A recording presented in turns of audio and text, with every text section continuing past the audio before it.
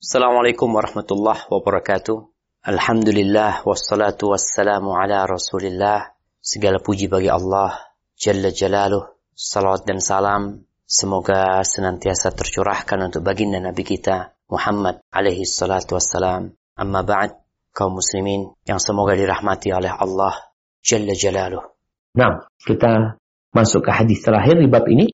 Wa an Anas radhiyallahu anhu qala سمعت رسول الله صلى الله عليه وسلم يقول قال الله تعالى يا ابن آدم إنك ما دعوتني ورجوتني غفرت لك على ما كان منك ولا أبالي يا ابن آدم لو بلغت ذنوبك عنان السماء ثم استغفرتني غفرت لك ولا أبالي يا ابن آدم إنك لو أتيتني بقراب الأرض خطايا ثم لقيتني لا تشرك بي شيئا لأتيتك بقرابها مغفرة رواه الترمذي وقال حديث حسن.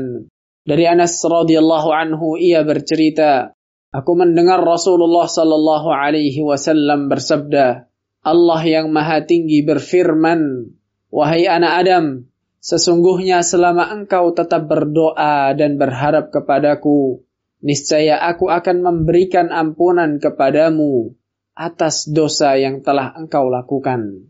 Dan aku tidak mempedulikan berapa banyaknya. Wahai anak Adam, andai dosa-dosamu itu setinggi langit, lalu engkau memohon ampunan kepadaku, niscaya aku akan mengampunimu, dan aku tidak peduli berapa banyaknya.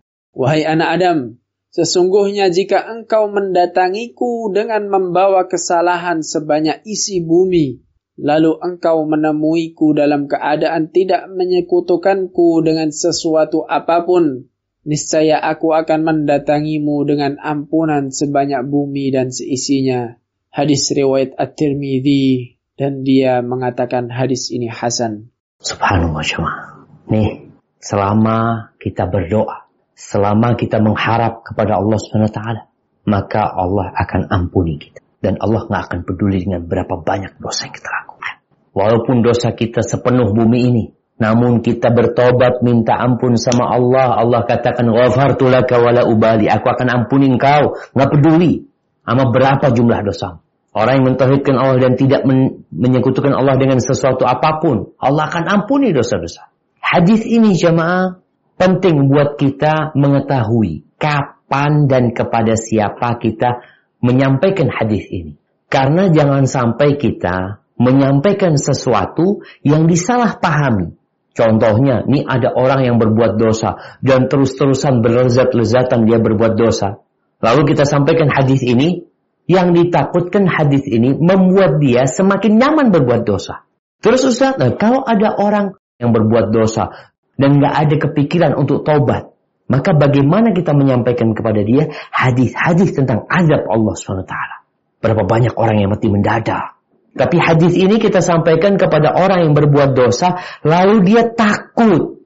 Karena ada orang yang mengatakan, ya Ustaz, dosa apa yang tidak Anda kerjakan ya Ustaz? Apa mungkin Allah akan mengampuni Anda? Di sini kita sampaikan hadis ini. Sehingga seorang pendakwah itu perlu membaca siapa yang dia dakwain. Oh, ini perlu hadis tentang roja, pengharapan. Oh, ini perlu hadis tentang dahsyatnya azab Allah SWT. Karena dia meremehkan. Yang ini sedang takut, nggak diterima tobatnya. Yang ini sedang meremehkan perbuatan dosa.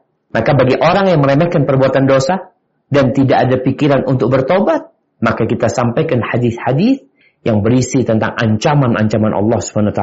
Berapa banyak orang yang mati su'ul khatimah, yang menunda-nunda tobat mereka. Adapun buat orang yang takut akan diazab oleh Allah SWT sampai tingkatan kayaknya dia putus asa nantinya. Kau berpikir ya Allah kayaknya gak mungkin diampuni sama Allah, sampaikan hadis ini.